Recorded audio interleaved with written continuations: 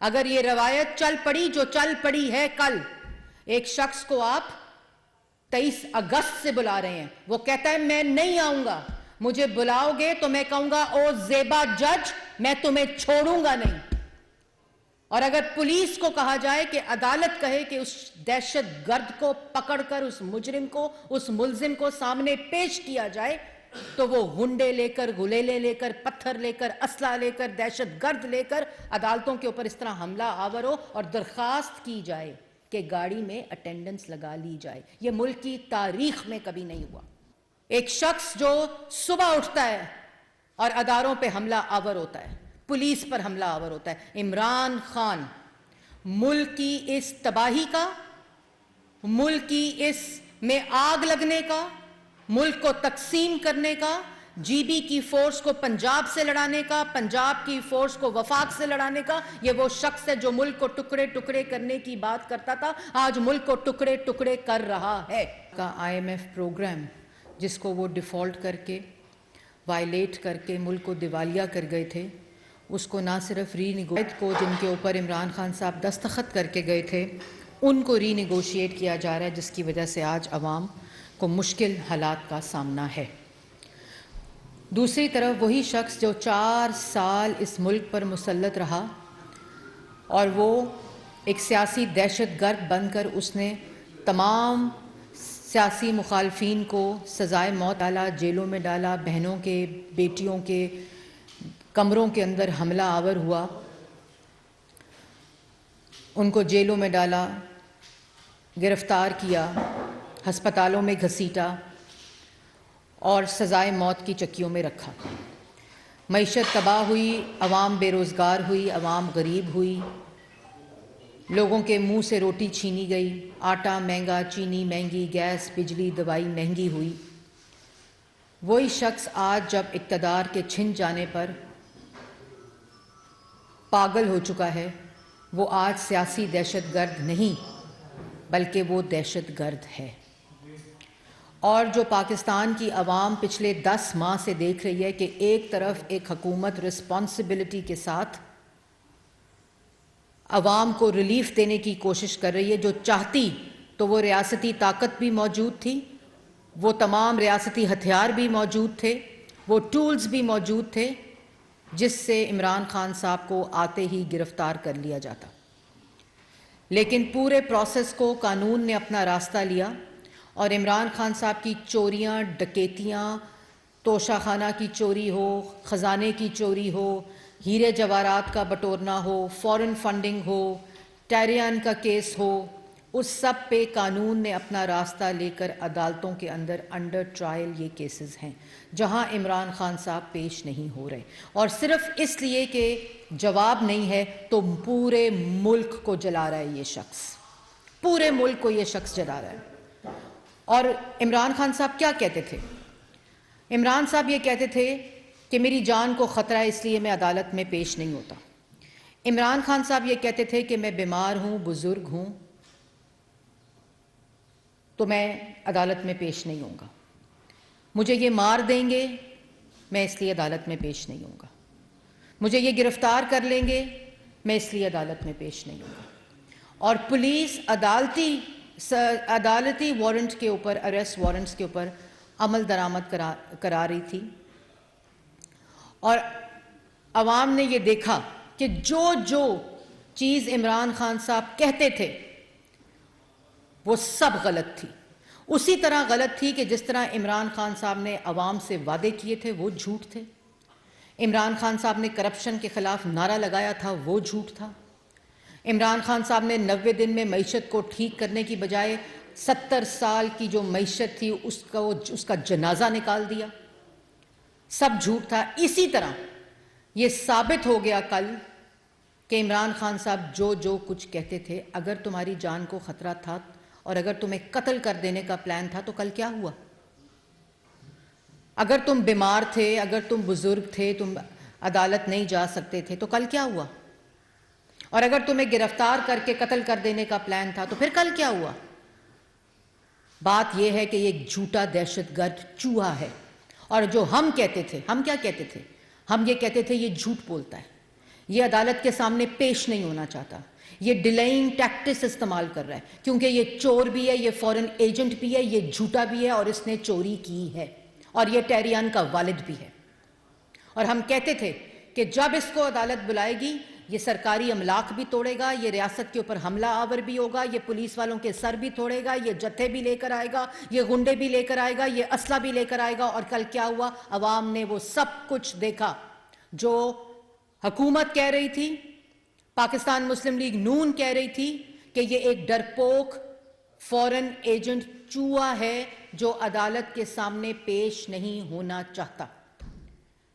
اور عدالت کو بار بار کہہ رہے تھے کہ یہ ریاستی رٹ کے اوپر حملہ آور ہوگا, یہ عدالت کو دھمکی سے, اسلحے سے, غنڈہ گردی سے, دہشت گردی سے, بدماشی سے ڈرا رہا ہے. اور کل کیا ہوا؟ کل بالکل وہی ہوا جو ہم کہہ رہے تھے.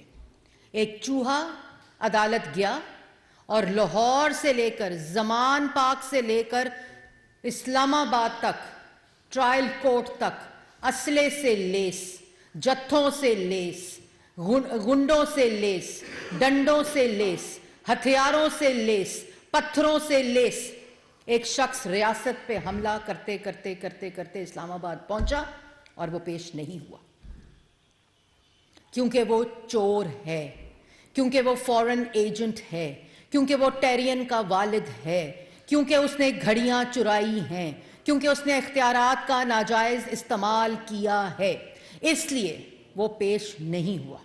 لیکن میں آپ کو اس سے پہلے کہ میں آپ کو مزید ایویڈنس دوں, میں آپ کو ایک ویڈیو دکھانا چاہتی ہوں کہ کل عدالتی احکامات کے اوپر عمل درآمد کرنے کی پولیس نے 2 دن سے زمان پاک میں اور کل جو کوشش کی, ایک دہشت گرد نے جو پلان کیا, جو کنسیو کیا, اس کو ایگزیکیوٹ کیا. اور وہ آپ ویڈیو دیکھیں, پھر میں آپ سے اس سے آگے موضوع پہ بات. یہ معاشرے کی حفاظتی ضمانت پولیس ہے جس کے اوپر ایک دہشت گرد حملہ آور ہے. اور آپ نے ایک دیکھا ہوگا کہ پولیس کی گاڑی جو ہے وہ کس طرح توڑ کے اس پر حملہ کر کے اس کو وہ ڈوب رہی ہے. یہ وہی حفاظتی ضمانت جو معاشرے کی پولیس ہے, وہ اس دہشت گرد کی وجہ سے, اس ریاستی حملہ آور کی وجہ سے, جو اپنے دہشت گرد گروہ کے ذریعے, غنڈوں کے ذریعے, اسلحے کے ذریعے, غلیلوں کے ذریعے, پتھروں کے ذریعے آج اس ضمانتی معاشرے کی ضمانت جو حفاظت کی ضمانت ہوتی ہے اس پر حملہ آور ہے. یہ سیاسی تنظیم ہے, یہ سیاسی جماعت ہے. یہ جو مناظر آپ نے دیکھے ہیں, اور یہ مناظر کیوں ہیں؟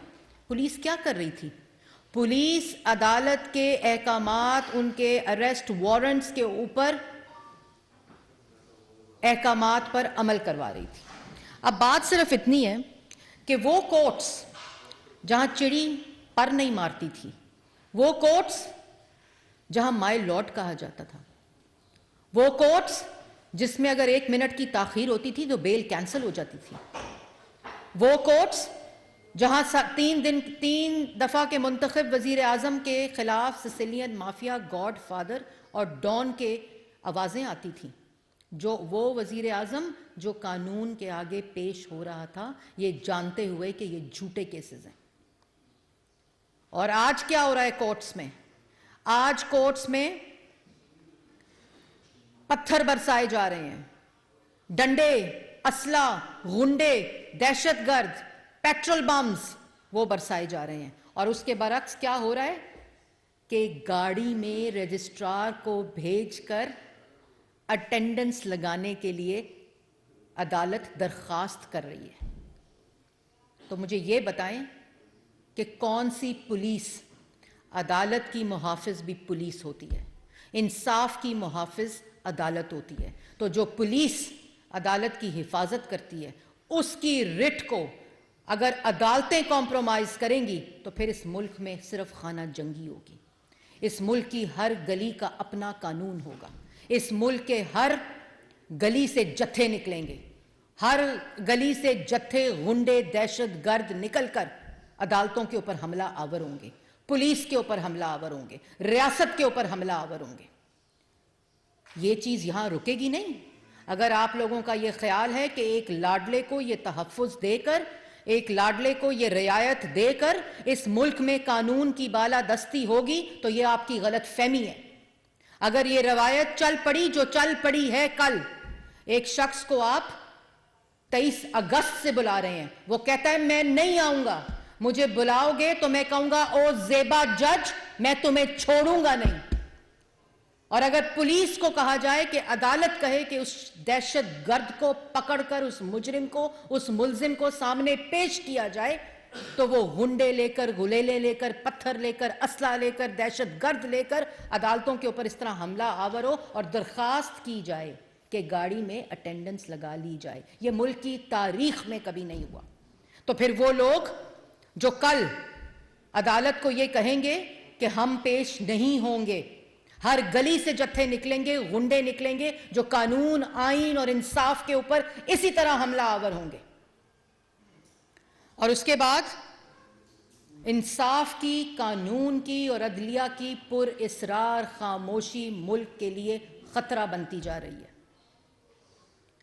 एक शख्स जो सुबह उठता है और अदारों पे हमला आवर होता है, पुलिस पर हमला आवर होता है, इमरान खान मुल्क की इस तबाही का, मुल्क की इस में आग लगने का, मुल्क को तकसीम करने का, जीबी की फोर्स को पंजाब से लड़ाने का, पंजाब की फोर्स को वफाक से लड़ाने का, ये वो शख्स है जो मुल्क को टुकड़े टुकड़े करने की बात करता था, आज मुल्क को टुकड़े टुकड़े कर रहा है।